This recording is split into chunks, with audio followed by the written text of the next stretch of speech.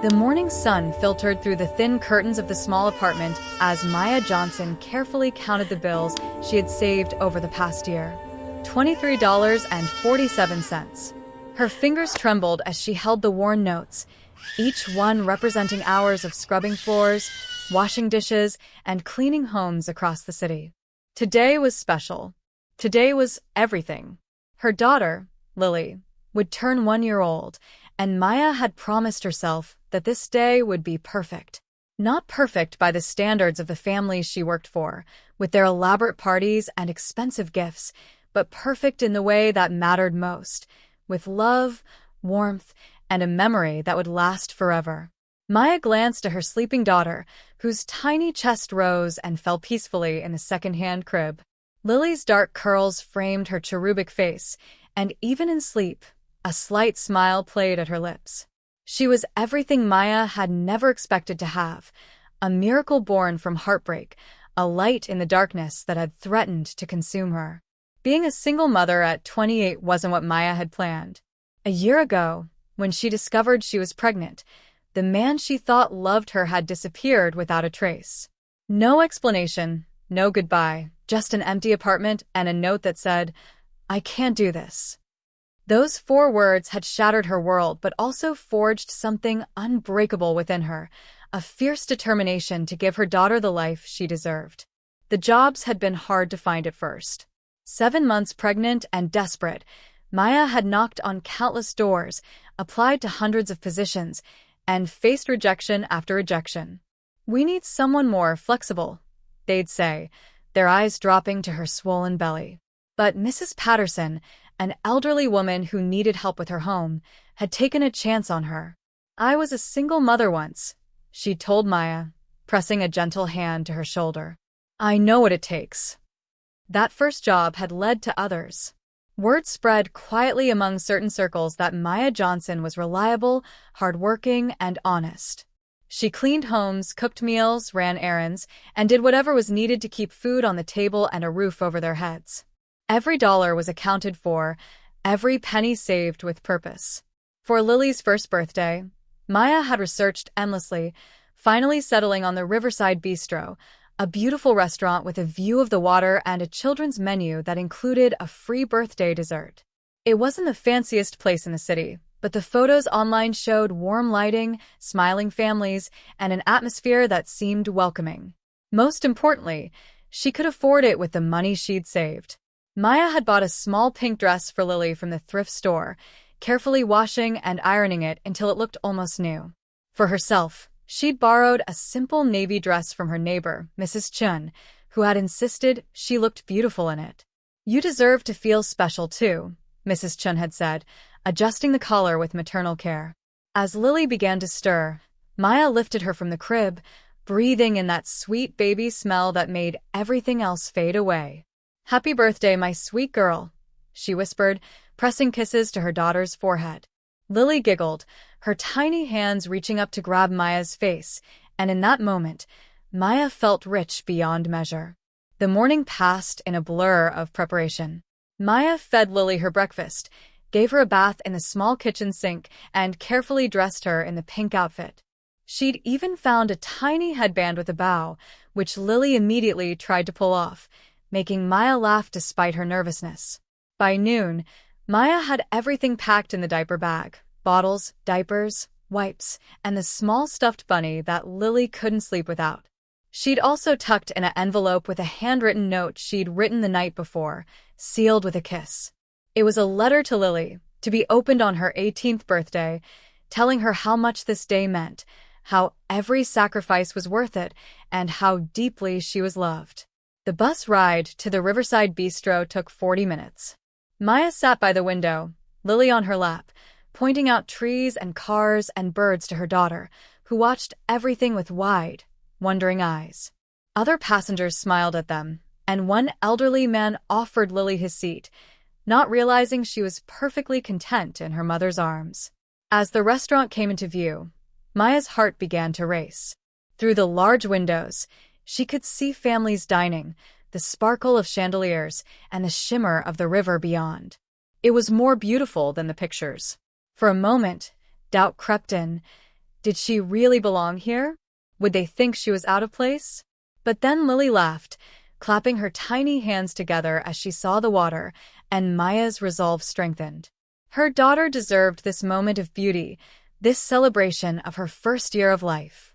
They had every right to be here, to make this memory. Maya checked her reflection in the restaurant's window, smoothing down her borrowed dress and adjusting Lily's headband one more time. She took a deep breath, whispered a small prayer for courage, and pushed open the heavy wooden door.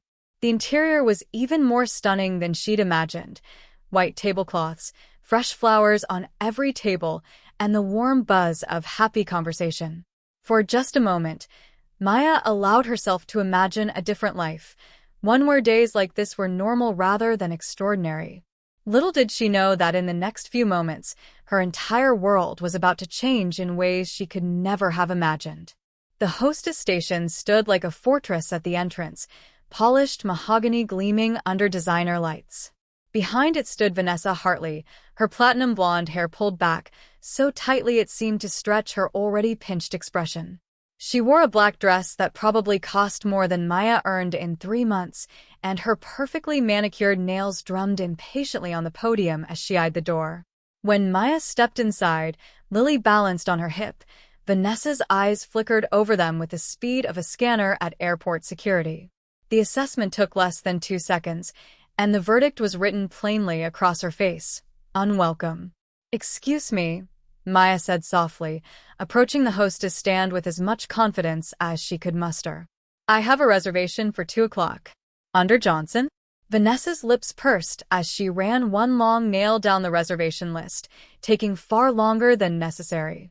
"Johnson," she repeated, her tone dripping with skepticism. "Table for 2? "Yes," Maya replied, bouncing Lily gently as her daughter began to squirm. "It's her first birthday today. I called last week to confirm." "I'm sure you did," Vanessa interrupted, her eyes now fixed on Lily, who had reached out to grab one of the decorative flowers on the hostess stand. "However, we have a strict dress code here at Riverside Bistro. I'm afraid." "I'm wearing a dress," Maya said, confusion creeping into her voice. She looked down at her borrowed navy outfit, suddenly self-conscious. "Is there something wrong?" Vanessa's laugh was sharp and cold. "This isn't that kind of establishment. We cater to a certain clientele." Her eyes traveled pointedly to Lily's thrift store dress, to Maya's worn shoes, to the fraying strap of her diaper bag. "Perhaps you'd be more comfortable at the family restaurant down the street. They're much more accommodating." Heat flooded Maya's cheeks. Around them, other diners were beginning to notice the exchange, conversations lowering to whispers, heads turning discreetly. Maya felt each stare like a physical weight, pressing down on her shoulders. "I made a reservation," Maya repeated, her voice shaking but firm. "I saved for months for this day. Please, I just want to give my daughter a nice birthday." "And I'm telling you that we're fully booked," Vanessa snapped, abandoning any pretense of politeness. "I don't know what kind of game you're playing, but..." Lily chose that moment to start fussing, reaching for the flower she couldn't quite grasp. Maya shifted her to the other hip, trying to comfort her, when Vanessa's expression transformed from contempt to fury. "Don't you dare let that child touch anything," Vanessa hissed, stepping around the podium. "Do you have any idea how much those arrangements cost?" "I'm sorry, she's just a baby. She doesn't understand," Maya began, backing away instinctively. But Vanessa was already in motion, her hand rising before Maya could process what was happening. The slap connected with Maya's cheek with a crack that seemed to silence the entire restaurant. The force of it made Maya stumble, her grip tightening protectively around Lily, who immediately burst into tears. For a moment, time stopped. Maya's cheek burned, her eyes stung with tears she refused to let fall, and Lily's cries echoed through the suddenly silent dining room. Every eye in the restaurant was now fixed on them, but all Maya could think about was getting out, getting away, protecting her daughter from this humiliation. "How dare you?" Vanessa spat, her voice venomous. "Coming in here, acting like you belong, letting your child destroy property. Security, get them out of." "What the hell is going on here?"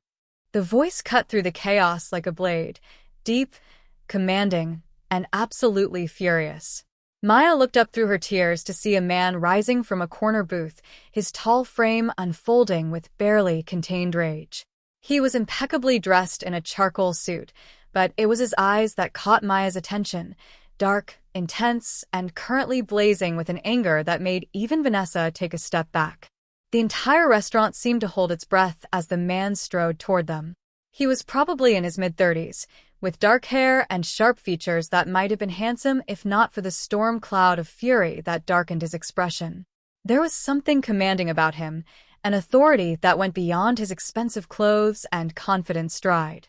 "Mr. Castellano," Vanessa stammered, her face draining of color. "I was just handling a situation with." By hitting a woman holding a baby? His voice was quiet now, which somehow made it more terrifying. "That's how you handle situations in my restaurant?" "Your restaurant?" The words seemed to register with everyone at once. This wasn't just an angry customer. This was the owner. Maya felt her legs begin to tremble, whether from shock or a delayed reaction to the slap. She couldn't tell. All she wanted was to leave, to take Lily home, and forget this nightmare had ever happened. "Mr. Castellano, you don't understand." Vanessa's voice had taken on a pleading quality. "She doesn't have a reservation.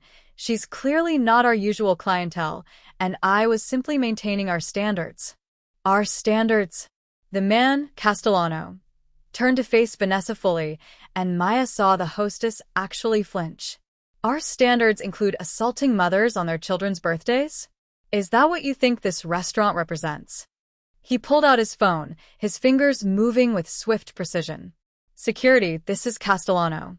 I need you to escort Ms. Hartley from the premises immediately. She's terminated, effective now." He paused, listening to something on the other end. "I don't care if she's worked here for 5 years. I just watched her slap a customer. Get her out." Vanessa's mouth opened and closed soundlessly, her face cycling through shock, disbelief, and finally rage. "You can't. I was protecting your restaurant from a mother celebrating her baby's first birthday?" Castellano's eyes were ice. "Get out. Now. And if you ever step foot in any of my establishments again, I'll have you arrested for trespassing." As security arrived to escort a sputtering Vanessa away, Castellano turned to Maya, and his expression transformed completely. The fury melted into something gentle, concerned, almost tender. "I am so deeply sorry," he said, his voice soft enough that only Maya could hear over Lily's continued crying. "That should never have happened. Never." He paused, seeming to struggle for words. "Please, will you let me make this right?" Maya stood frozen, still clutching Lily, her cheek throbbing, her mind reeling. This couldn't be real. Things like this didn't happen to people like her. Any moment, she would wake up in her tiny apartment, and this would all have been a stress dream. But the warmth in the man's eyes was real. The concern etched across his features was genuine. And the hand he extended toward her, not demanding, just offering, was steady and sure. Maya's voice cracked. "I should go. I'm sorry for the disturbance." "You're sorry?" He looked staggered. "Ma'am, you have nothing to apologize for." "Nothing. Please." He gestured to the restaurant. "It's your daughter's birthday. Let me give you the celebration she deserves. The one you both deserve." Alexander Castellano had built an empire on reading people, their wants, their needs, the truths they hid behind polite smiles and business handshakes. In the cutthroat world of real estate and hospitality, that skill had made him a billionaire by 34. But as he looked at the young woman standing before him, her hand protectively cradling her crying baby, her cheek already showing the red mark of Vanessa's hand, he realized all his wealth and power had failed to prevent this moment of cruelty in his own establishment. The thought made him sick. "Please," he said again, softer this time, aware that he might be overwhelming her. "Just give me a chance to apologize properly. I'm Alexander Castellano, and I own this restaurant. What Vanessa did, what happened to you, that's on me. I hired her. I trusted her to represent this place with dignity and kindness. I failed you." Maya shifted the baby, Lily, he'd heard her say. To her other hip, the child's cries beginning to subside into hiccuping whimpers. Her eyes, he noticed, were a deep brown that held both wariness and exhaustion. This woman had been through more than just today's humiliation. He could see that much. You didn't fail anyone, Maya said quietly. You weren't even there. How could you have known? Because it's my job to know. Alexander ran a hand through his hair, frustration evident in every line of his body. I've been so focused on expansion, on opening new locations, that I haven't been paying attention to what's happening in the places that started it all. That ends today. He turned to the gathered staff, who had been watching the scene with varying degrees of shock and sympathy. Everyone back to work, please. And someone get me the manager. Now. Within seconds, a nervous-looking man in his 50s appeared, his face flushed. Mr. Castellano, I had no idea. We'll discuss this later, Michael. Right now, I need you to prepare the Riverview suite. The best table, the full tasting menu, and whatever this young lady wants for her daughter's birthday celebration. He glanced at Maya. Do you have any allergies? Dietary restrictions? Maya looked overwhelmed, almost dazed. I know, but I can't afford. You're not paying for anything, Alexander cut in gently. This is my apology. Please, let me do this. He watched the emotions play across her face, pride warring with practicality, embarrassment battling with a desire to give her daughter something special. He recognized that struggle. He'd wore himself once, a lifetime ago, when he was a kid from Brooklyn who didn't know which fork to use at fancy dinners. Lily had stopped crying completely now, her curious eyes fixed on Alexander's face. Without warning, she reached out one chubby hand toward his tie, a gesture so innocent and trusting that Alexander felt something crack in his chest. When was the last time someone had looked at him, without calculation, without wondering what they could get from him? She likes you, Maya said, surprise evident in her voice. She has good taste, Alexander replied, offering the baby his finger, which she immediately grabbed with surprising strength. Hi there, birthday girl. I hear you're turning 1 today. Lily responded with a gurgling laugh, her previous distress completely forgotten. Children were resilient that way. They lived in the moment, unburdened by the weights adults carried. Alexander envied that, even as he felt something long dormant stir within him. He'd wanted children once. When he was married to Christina, he'd imagined a house full of them, holidays around a big table, soccer games on weekends, bedtime stories, and scraped knees to bandage. But Christina had made it clear from the start that children didn't fit into her lifestyle. Maybe someday, she'd always said, right up until the day she'd served him with divorce papers and married a tech CEO 3 months later. That was 2 years ago. 2 years of burying himself in work, of building his empire higher and wider, of filling the emptiness with acquisitions and expansions, and everything except what he actually needed. He'd convinced himself he was fine, that he dodged a bullet, that Christina had done him a favor by leaving. But looking at this little girl and her fierce, protective mother, Alexander felt the lie of that conviction. Okay, Maya said finally, her voice barely above a whisper. Okay, but can we please do this quietly? I don't want any more attention. The Riverview suite is private, Alexander assured her. Just you, me if you'll allow it, and the staff needed to make this day special.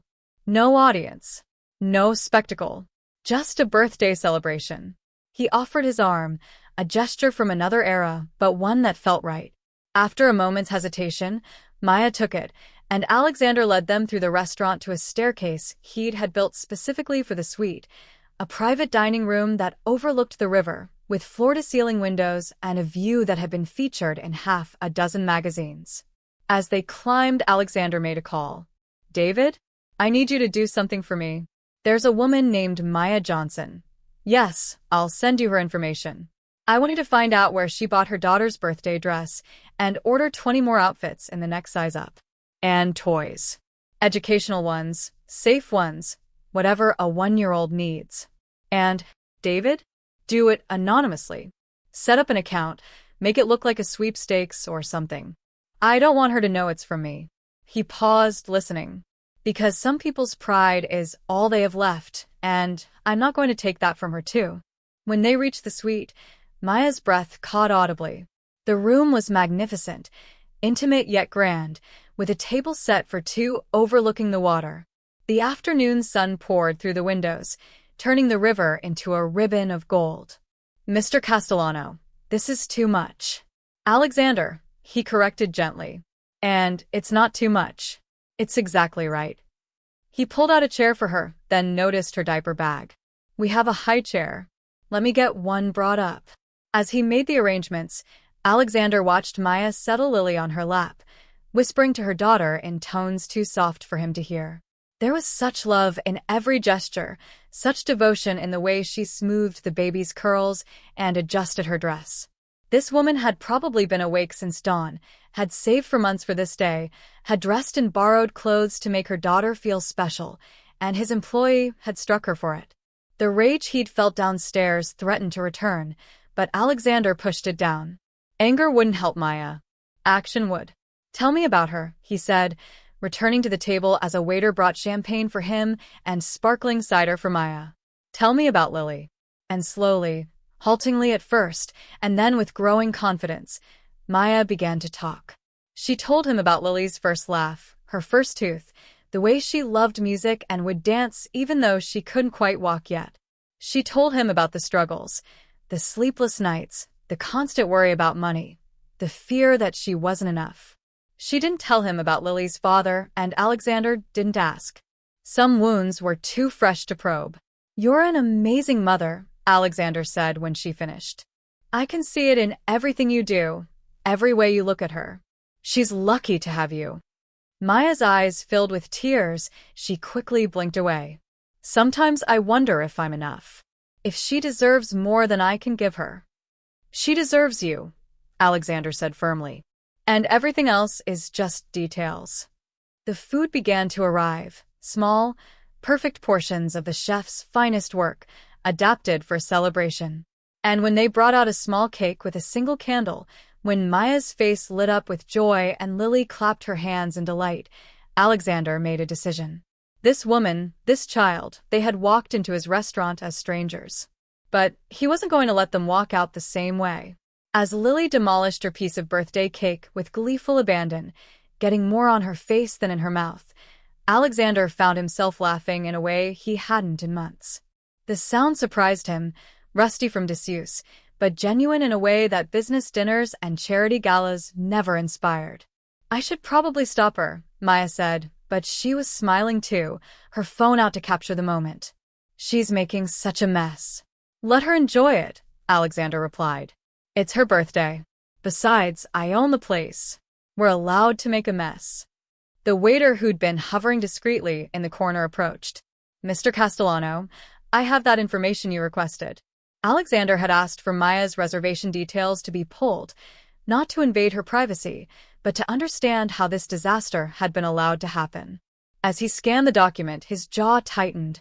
The reservation had been made 3 weeks ago, confirmed twice, and noted as a birthday celebration. Vanessa had known. She'd seen the notes and simply hadn't cared. Thank you, Marcus, Alexander said, setting the paper aside. He'd deal with the systemic failures later.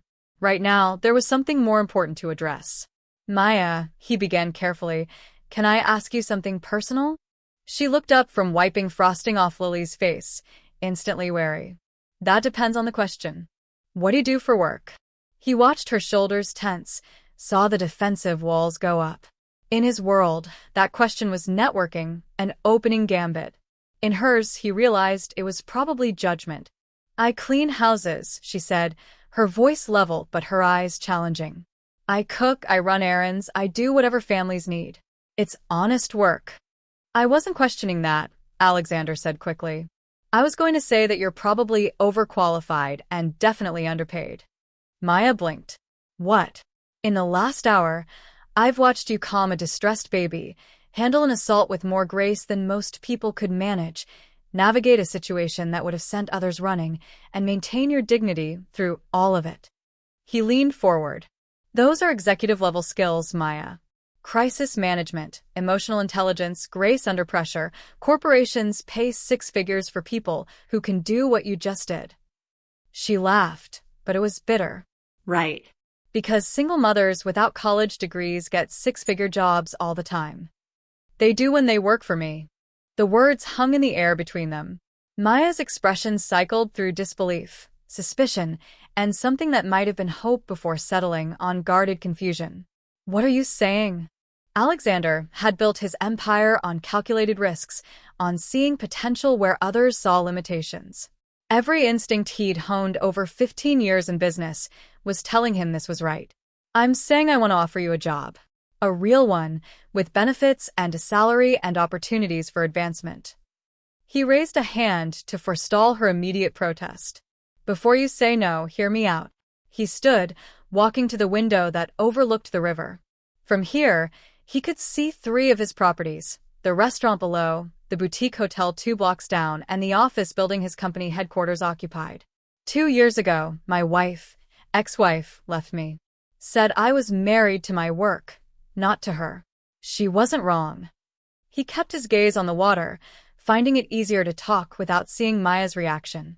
Christina wanted someone who would take her to parties, who would be seen at all the right events, who would fit into her social circle. I wanted to build something that mattered, something that would last beyond trending hashtags and society page mentions. The divorce was ugly, expensive, Public. She got half of everything we'd built together, which was fair. She put up with me for 7 years. But the thing that surprised me wasn't losing the money or the houses, or even the reputation hit. He turned back to face Maya. It was realizing I'd spent 7 years with someone who never actually saw me, who never cared about the kid from Brooklyn who used to clean offices at night to pay for business classes. She only ever saw the finished product, the billionaire, the brand. Maya was watching him intently now, Lily drowsy on her shoulder. Why are you telling me this? Because in the 2 hours since we met, you've been more real with me than most people in my life have been in years. You didn't know who I was, didn't care about my money or my connections. You just wanted to give your daughter a nice birthday. He returned to the table, sitting down across from her. And because I see something in you, a drive, a determination, a refusal to give up even when the world is against you. I recognize it because I used to have it too before success made things too easy. You're offering me charity, Maya said quietly. I'm offering you opportunity, Alexander corrected. There's a difference. Charity is giving you money and sending you on your way. Opportunity is saying I have a dozen businesses, hundreds of employees, and a massive gap in my management structure because I've been so focused on expansion that I've neglected the human element. He pulled out his phone, bringing up an organizational chart. I need someone to oversee customer experience across all my properties. Someone who understands what it's like to save for months for a single meal, who knows what real service looks like, who can spot people like Vanessa before they drive away the customers who actually matter. I've never done anything like that, Maya protested. Neither had I before I started, Alexander said. Look, I'm not asking you to run the company tomorrow.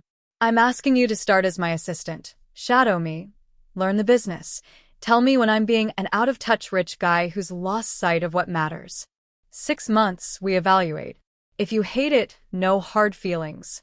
If you're good at it, and I think you will be, we talk about that customer experience role. Salary starts at $75,000. Maya actually gasped.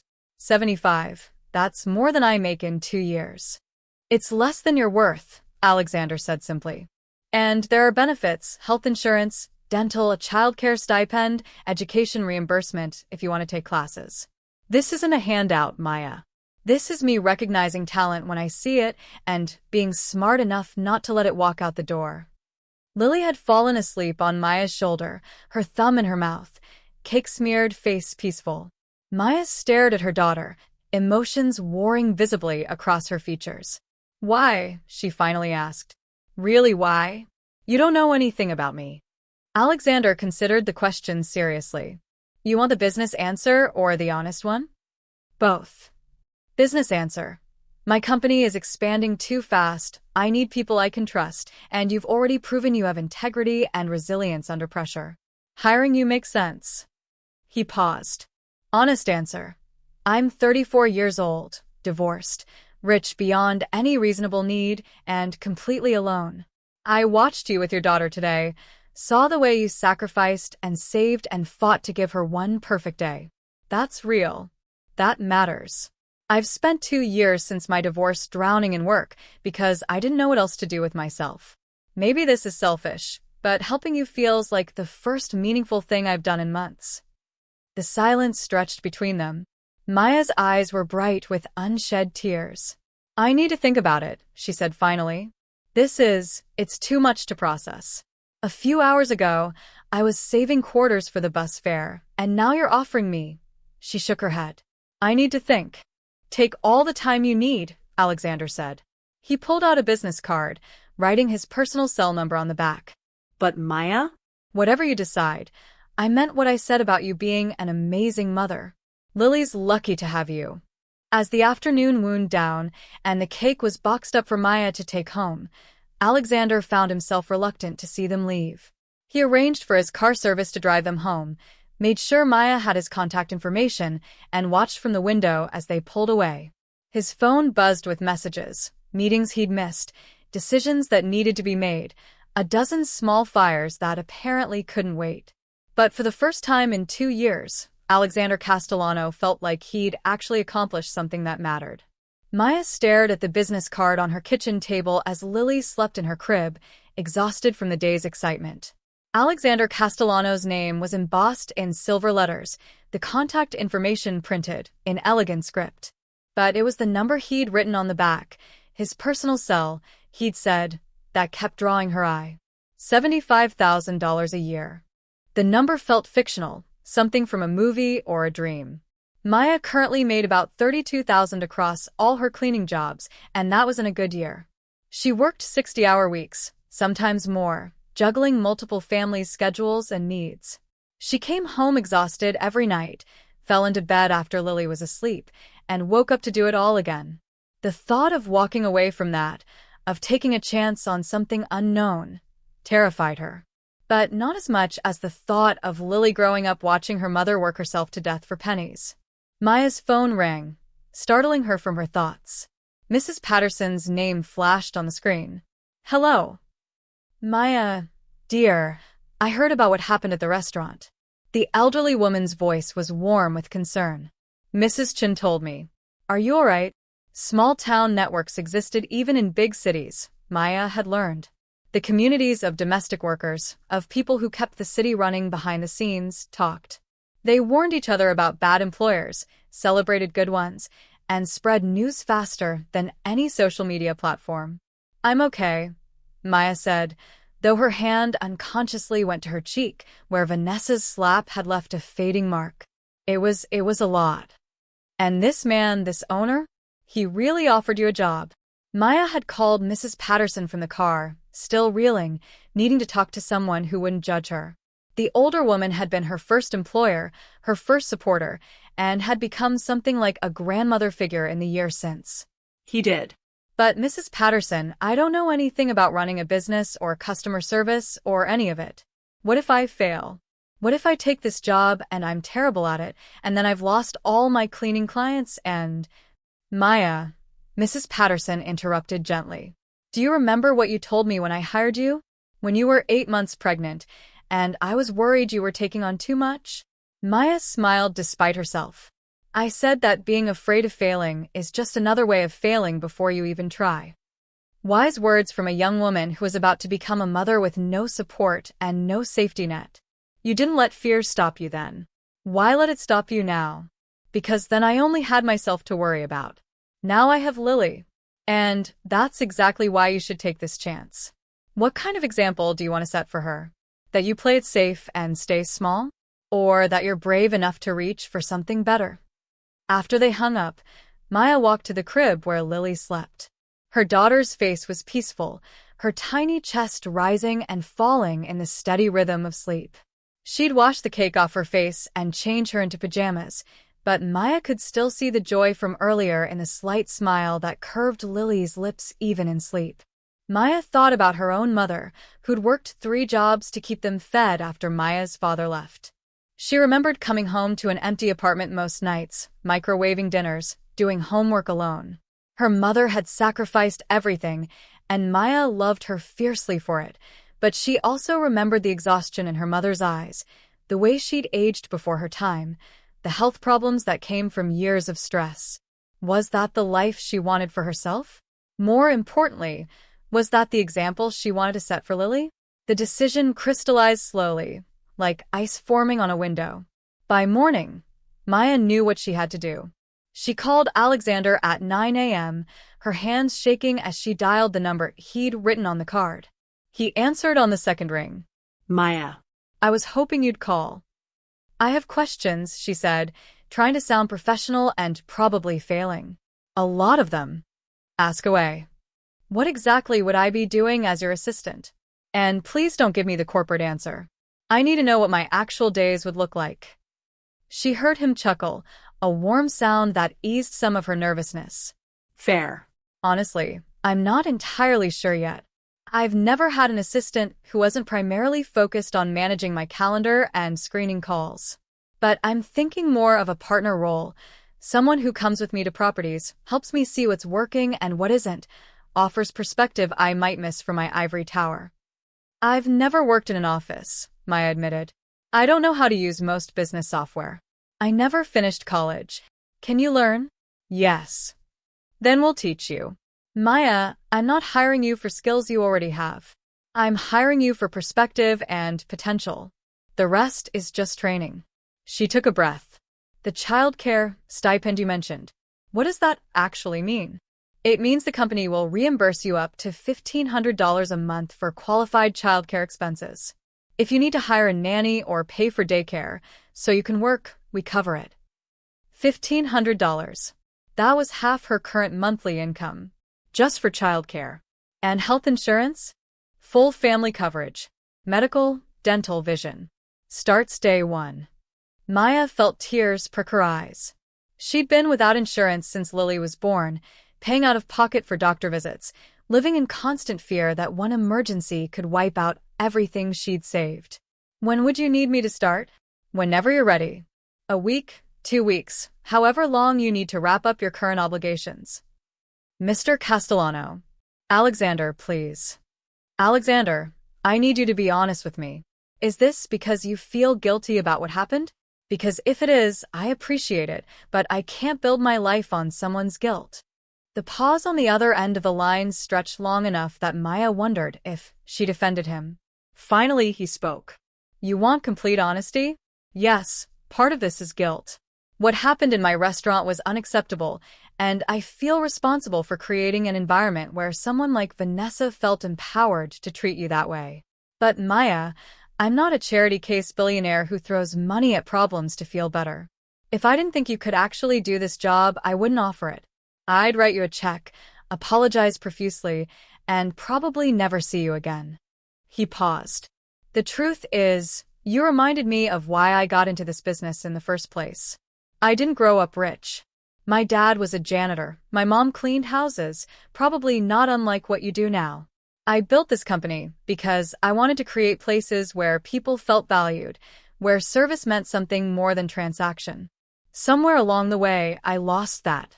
You helped me remember.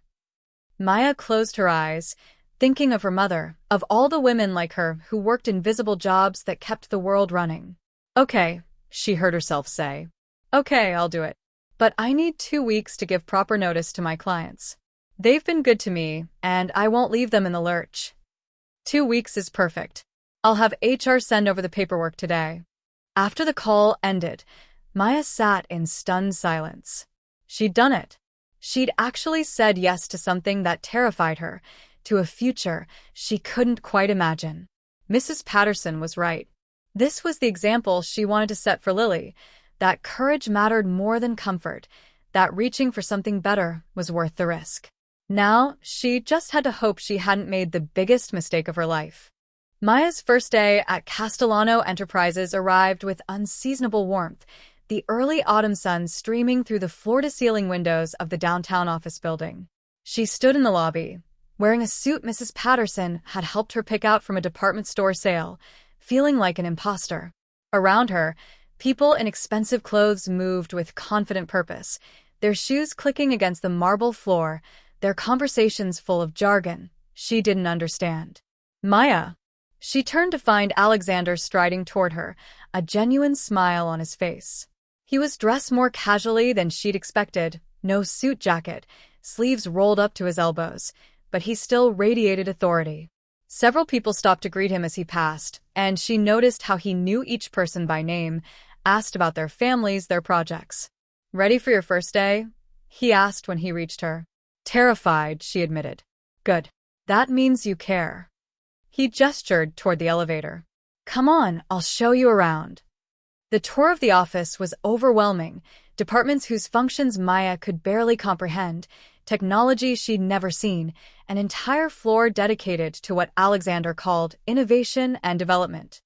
But what struck her most was how many people stopped to talk to him, not with the sucking-up tone she'd expected, but with genuine warmth and respect. "You really know everyone," she observed as they waited for the elevator to his top-floor office. "I started this company with 12 people in a rented office space in Brooklyn," Alexander said. "Now we have over 2,000 employees across all properties. I can't know everyone anymore, but I can try." His office was surprisingly modest given his wealth, a large desk, comfortable chairs, windows that overlooked the city, but no ostentatious displays of success. There were photos on one wall, and Maya found herself drawn to them. Pictures of a younger Alexander with his parents, of grand opening ceremonies at various properties, of charity events and community initiatives. "That's my mother," Alexander said, coming to stand beside her and pointing to a photo of a smiling woman with kind eyes. "She passed away 5 years ago. Cancer." "I'm sorry. She would have liked you," he said simply. She never trusted anyone who didn't know what it meant to work hard. A knock on the door interrupted them. A woman in her 50s entered, carrying what looked like a small library of binders. "Maya, this is Jennifer Chen, our HR director. Jennifer, this is Maya Johnson, my new assistant." "Welcome to the team," Jennifer said warmly. "I have your onboarding materials here, but Alexander insisted on handling most of your training himself." She gave him a pointed look, which is unorthodox but not surprising. "I like to do things my way," Alexander said unapologetically. The morning passed in a blur of paperwork, system logins, and information that Maya frantically tried to memorize. By lunch, her head was spinning. "You're overwhelmed," Alexander observed. "Is it that obvious? You've been staring at that computer screen without blinking for 5 minutes." He stood. "Come on, we're getting out of here." He took her to a small sandwich shop 3 blocks from the office, the kind of place with mismatched chairs and a chalkboard menu. "This is where I used to eat lunch when I was starting out," Alexander explained as they settled into a corner booth. "Best pastrami in the city, and Tony, the owner, gave me credit when I was too broke to pay." An older man appeared from behind the counter, his face lighting up. "Alex." "It's been too long." "Hey, Tony. This is Maya. She's joining my team." Tony shook her hand enthusiastically. "Any friend of Alex's gets the family discount. What can I get you?" As they ate, Alexander told her more about his story, dropping out of college to start his business, the early years of struggle, the risks that had paid off, and the ones that hadn't. "I don't want you to think any of this was easy," he said. "I made 1,000 mistakes. I trusted the wrong people, made bad deals, nearly went bankrupt twice. But I kept learning, kept trying." "And your wife? Ex-wife? Did she support you through all that?" Alexander was quiet for a moment. "Christina came into my life after I'd already made it. She loved the success, but couldn't understand the drive behind it. She wanted me to stop working so hard, to enjoy what we'd built. But for me, it was never about the money. It was about creating something that mattered, that would outlast me." "Do you regret the divorce?" "No," he said simply. "I regret that I couldn't be what she needed and that she couldn't understand what I needed. But we were wrong for each other from the start. We just didn't want to admit it." The afternoon was spent touring properties, the restaurant where they'd met, now under new management, a boutique hotel that catered to young professionals, a community center Alexander had funded in his old Brooklyn neighborhood. At each stop, Maya watched him interact with employees and customers, saw how he remembered details about their lives, how he asked questions, and actually listened to the answers. This wasn't the remote billionaire she'd expected, but someone who genuinely cared about the empire he'd built. "What do you think?" he asked as they drove back to the office. "I think you're different than I expected." "Good different or bad different?" Maya considered. "Real different. Like, you haven't forgotten where you came from." "My mother made sure of that," Alexander said. "She used to tell me that money is a tool, not a trophy. It's what you build with it that matters." When they returned to the office, there was a package waiting at Maya's desk, a laptop, phone, and a note in Alexander's handwriting for making this first day official. "Welcome to the team." As the day wound down and Maya prepared to leave, excited to pick up Lily from the new daycare and tell her about everything, Alexander called her back into his office. "Before you go, I wanted to show you something." He pulled up a document on his computer. "This is the customer service initiative I mentioned.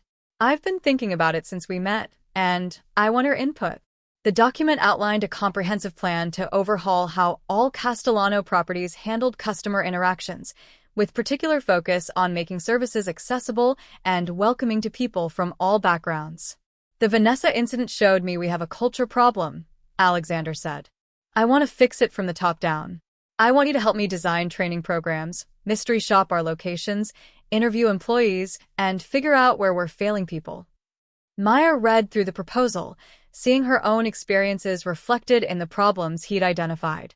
This would be a huge undertaking. "That's why I need someone who understands both sides, what it's like to be the customer who doesn't fit in, and what it's like to work in service and just try to do your best." "That's you, Maya." She looked up from the screen. "Why do I get the feeling this job is going to be a lot more than just being your assistant?" Alexander smiled. "Because you're smart enough to see what I'm really offering, a chance to make real change, to affect how thousands of people experience our businesses." "I meant what I said about 6 months and reevaluating. If you prove yourself, and I think you will, that customer experience director role is yours. Hell, we might create an even bigger position." As Maya finally left for the day, stepping out into the evening air, she felt something she hadn't experienced in years: excitement about the future. Not just hope, not just survival, but genuine excitement about what might be possible. Her phone buzzed with a text from Alexander. "You did great today. See you tomorrow." And then another. "Tell Lily happy birthday again. She deserves a mother who's brave enough to bet on herself." Maya smiled, tears pricking her eyes as she walked toward the daycare where her daughter waited. In her hand was a business card with her own name on it now: Maya Johnson, executive assistant to the CEO. It wasn't the end of their story, she realized. It was just the beginning. 3 months later, the conference room was full of department heads as Maya presented her findings from the customer service audit. She'd visited every Castellano property, interviewed hundreds of employees and customers, and compiled a comprehensive report on where they were succeeding and where they were failing.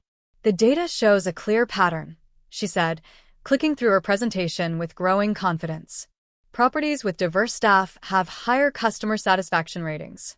Locations that offer flexible payment options see more repeat business.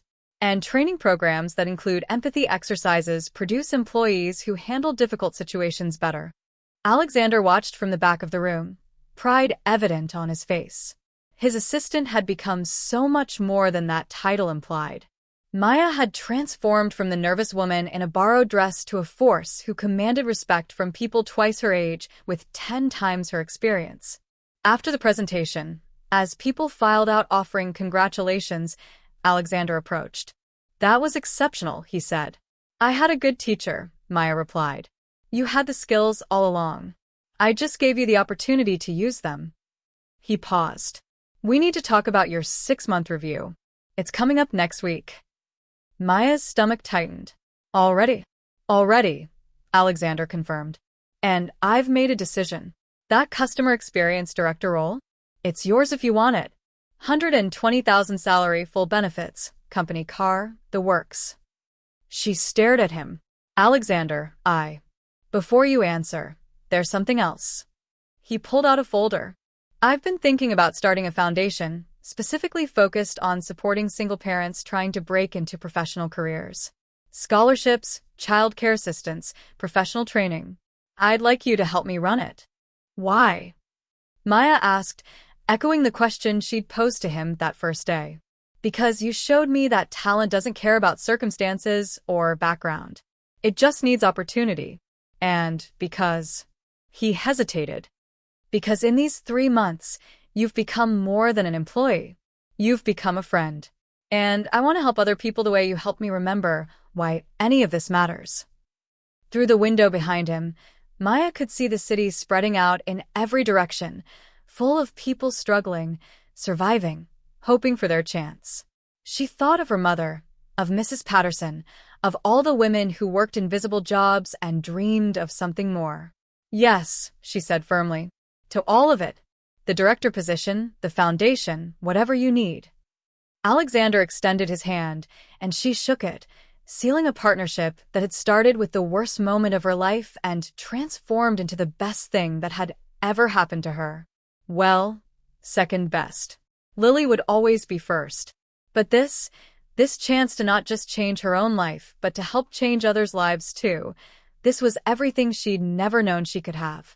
That night, as Maya read Lily a bedtime story in their new apartment, bigger, brighter, in a neighborhood with good schools, she thought about the chain of events that had started with a slap and ended with a friendship that felt like family.